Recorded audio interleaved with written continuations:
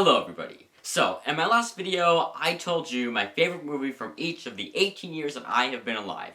And you may have noticed that Spider-Man movies showed up in that list a few times. That is because I love Spider-Man. Spider-Man is my all-time favorite superhero. And today, I'm going to rank every Spider-Man movie since Tobey Maguire in 2002, from the worst to the best. Let's go.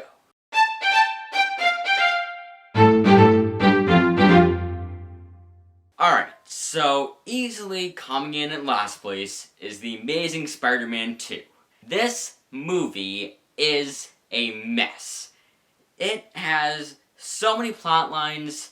It has the Peter and Gwen relationship problems plotline, which actually is pretty much the only good thing about this movie. That was interesting. I like how they did the death of Gwen Stacy thing. Gwen Stacy's death. That is a great scene. That is my favorite scene of that movie.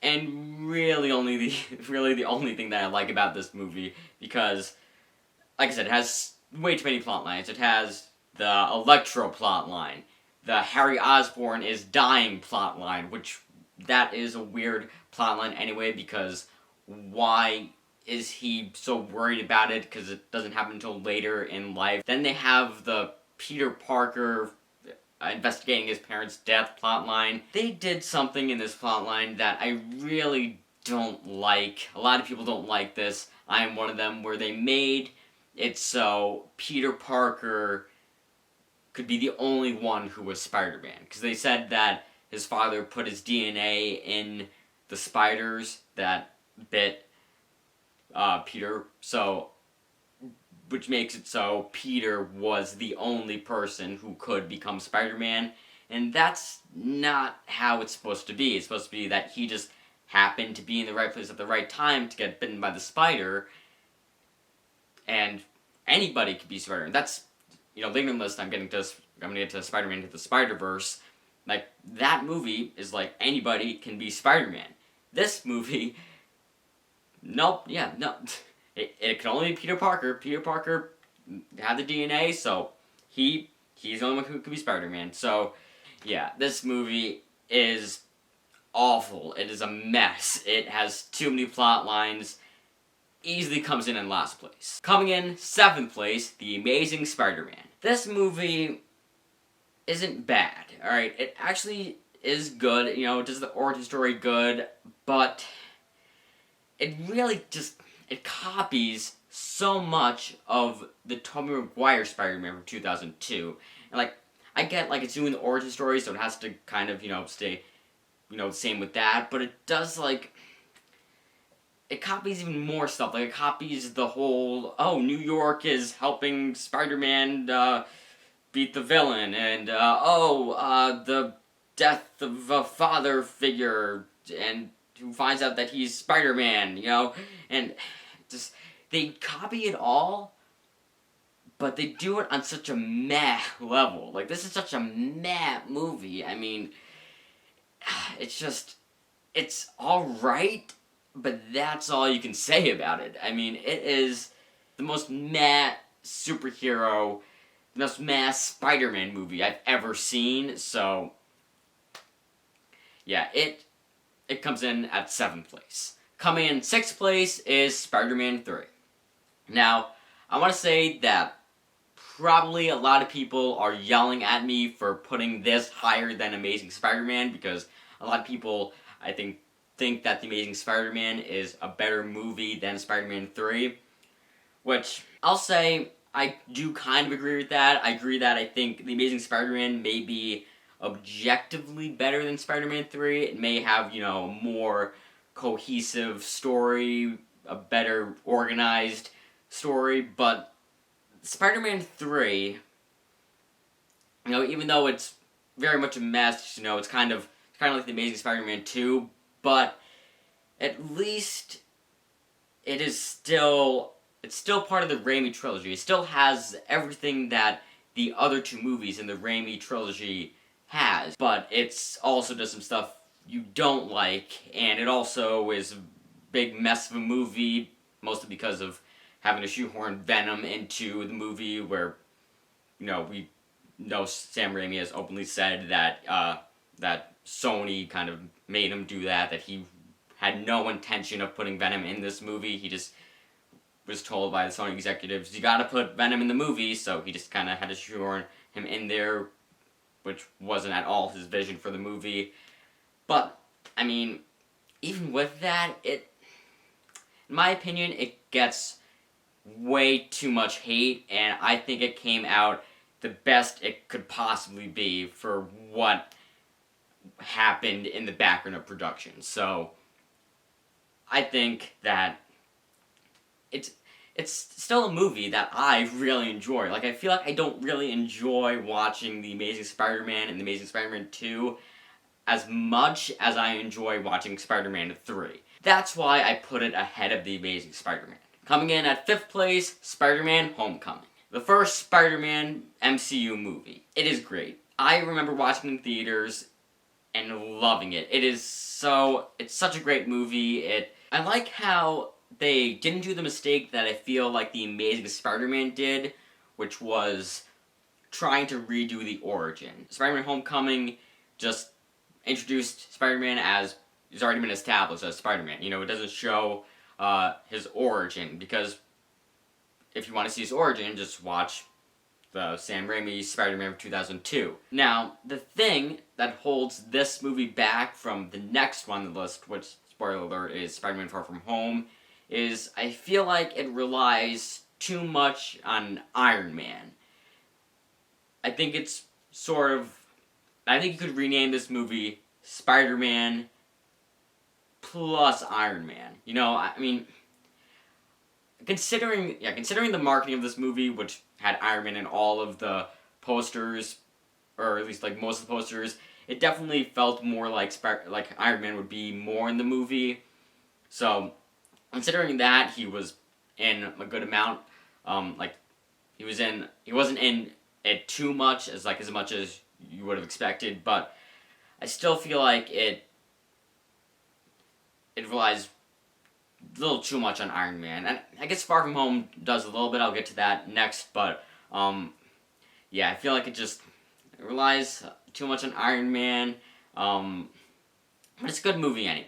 Alright, I really do enjoy this movie, and yeah, that's it. Moving on to 4th place is Spider-Man Far From Home. Alright, so I actually will admit, I was saying how Homecoming relied a lot on Iron Man. This does also, but I think having it be after his death, I think it works a little bit more in this movie, because you're coming right off of Endgame, so this movie does a good job at sort of like showing the real world effects of the events of Infinity War and Endgame, and how the world is adjusting back to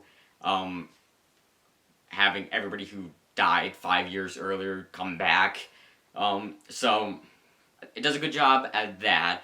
It does, like I said, it has a lot of Iron Man stuff, but it works because it's about his death. And the other thing that I think puts this movie above Homecoming is Mysterio.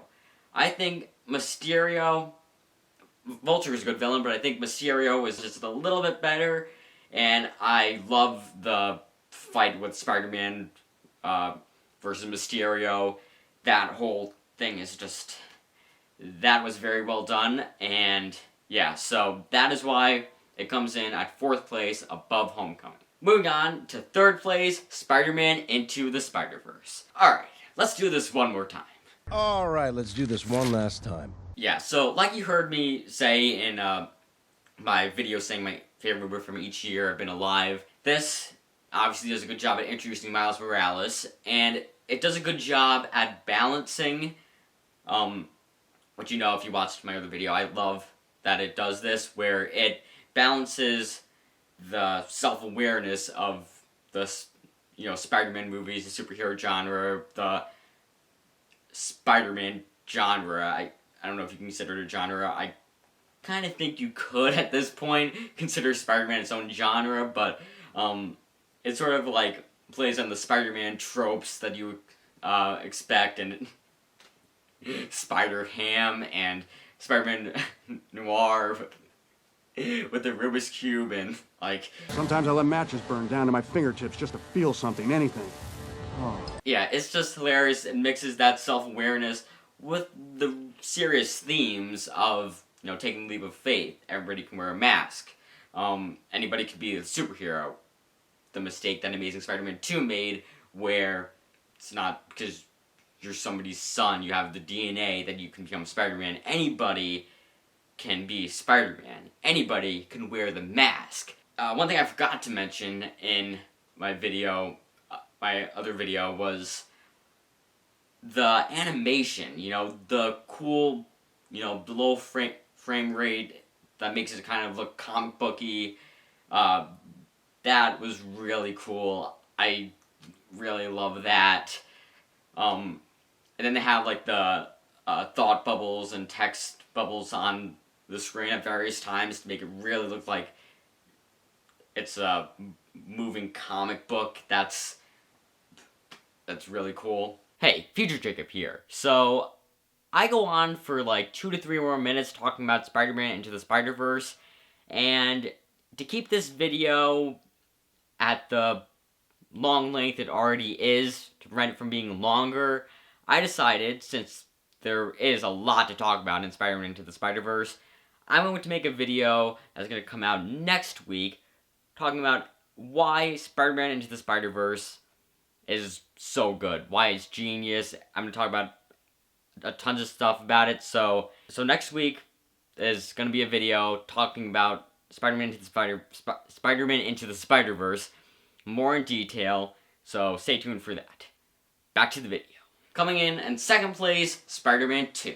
This is highly regarded by many as the greatest superhero movie, one of the greatest superhero movies of all time. I think maybe Dark Knight is another contender for that, but a lot of people think Spider-Man 2 is the best superhero movie of all time, and I agree with that mostly. It's second place, so I don't agree with that completely, but it really does do so much that I love from a Spider-Man movie, from a superhero movie.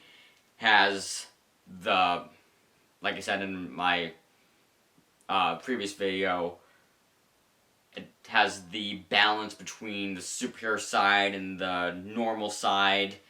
You know, trying to balance, Peter Parker trying to balance his relationships with MJ and Harry, and being a college student with being Spider-Man, and he can't do it, which leads to the Spider-Man No More plotline, which is really good. I love that they did that in this movie. And then on the other side, you have Doc Ock, who was a great villain in this movie, the scientist turned evil by his AI mechanical arms, and you get the redemption at the end of it where he learns to control the arms, then promptly dies. So yeah, it does everything you want from a superhero movie, but it's still, in my opinion, not the best. Because I think that the best is, in first place, Spider-Man. Spider-Man 2 may be objectively better, but I always loved the original Spider-Man way more. I love the origin, I just love everything about this movie. I think it is more comic booky than Spider-Man 2. I think MJ, you know, the red hair, I feel like is a lot brighter, and it's more red in this movie. The colors are, I feel like, more saturated in this movie. CGI in some parts of this movie haven't aged, you know, the best, but I don't know, I've always enjoyed this one way more. I think I've seen this one the most times out of all of the Spider-Man movies, and yeah, I just think that this really is the origin story. This is the classic origin story. I feel like the one that every origin story since has been using the template for. Plus, Green Goblin.